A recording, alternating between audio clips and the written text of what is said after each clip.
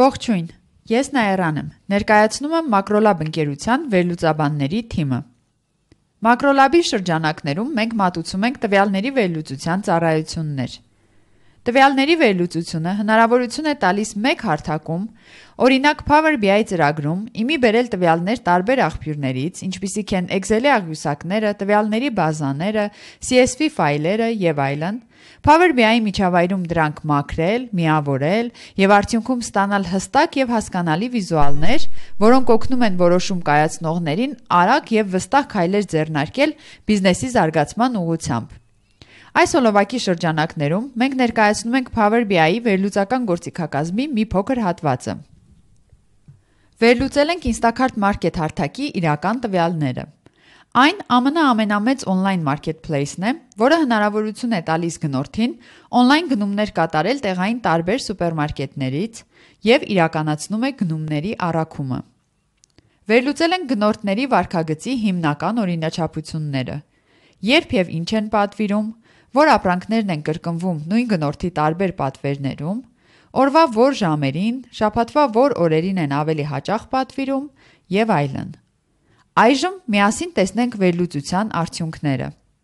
Այս էջում ներկայացված են տվյալների ամփոփ նկարագրերը, որոնք ընդհանուր պատկերացում են տալիս պատվերների ծավալի, հաճախորդների քանակի եւ մարքեթփլեյսի ընդհանուր կառուցվածքի մասին։ Ներկայացված են պատվերների ընդհանուր քանակը, հաճախորդների ընդհանուր քանակը, պատվիրված ապրանքների ընդհանուր քանակը,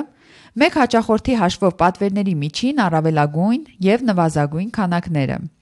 Վերապատվիրման տոկոս քարտը ցույց է տալիս, որ պատվերների մոտ 59%-ը եղել են կրկնվող։ Դա նշանակում է, որ հաճախորդները հաճախ վերադարձել են ու նորից գնել նախկինում արդեն գնված ապրանքները։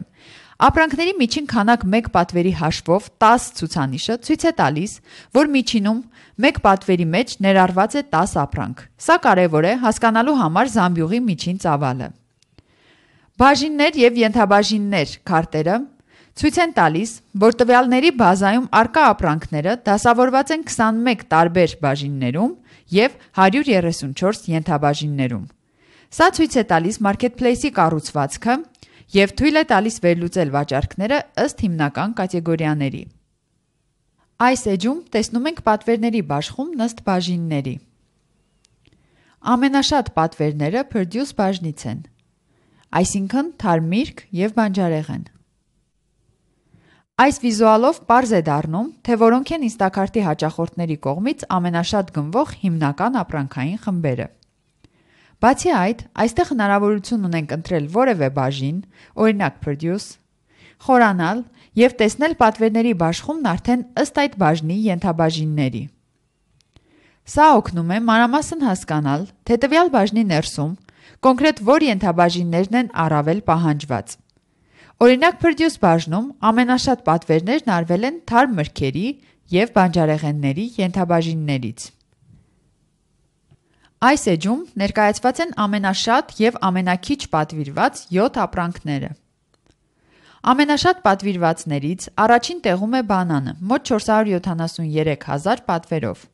երկրորդը օրգանական բանանների փաթեթը, այնուհետև հաջորդում են օրգանական ելակը, օրգանական սպանախը,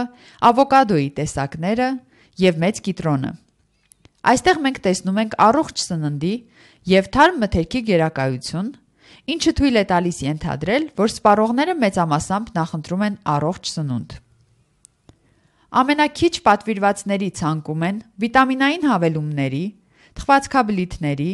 սոուսների եւ համեմունքների որոշ տեսակներ, որոնք իդեպ պատվիրվել են ընդամենը մեկ անգամ։ Այս տվյալները կարելի է օգտագործել պակաս արդյունավետ ապրանքները դուրս բերելու կամ գովազդային ակցիաներով դրանց պահանջարկը բարձրացնելու համար։ Բացի երևացող տվյալներից, մենք կարող ենք նաև ֆիլտրելու միջոցով տեսնել մեզ հետաքրքրող բաժնից եւ ենթաբաժնից, որոնք են եղել ամենաշատ կամ ամենաքիչ պատվիրվածները։ Դա անում ենք ահա այս սլաքին սեղմելով եւ բացված ցանկից համապատասխան տարբերակներն ընտրելով։ Այս էջում մենք վերլուծում ենք վերապատվիրման միտումներ ըստ ենթաբաժինների և ըստ առանձին ապրանքների։ Ձախ կողմում ենթաբաժինների ապրանքների վերապատվիրման գումարային տոկոսներն են։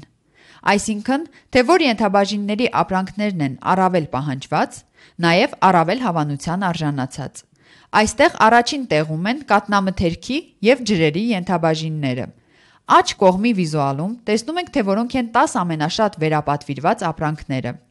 Առաջին տեղում բանանն է, մոտ 400,000 անգամ վերապատվիրված։ Հաջորդը փաթեթավորված օրգանական բանանները, ելակը, սպանախը և այլն։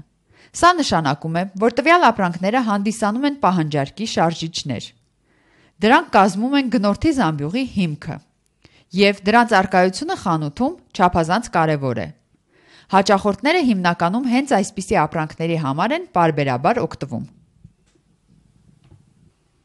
Այս էջում ներկայացված են պատվերների քանակներն օրերի և ժամերի կտրվածքով։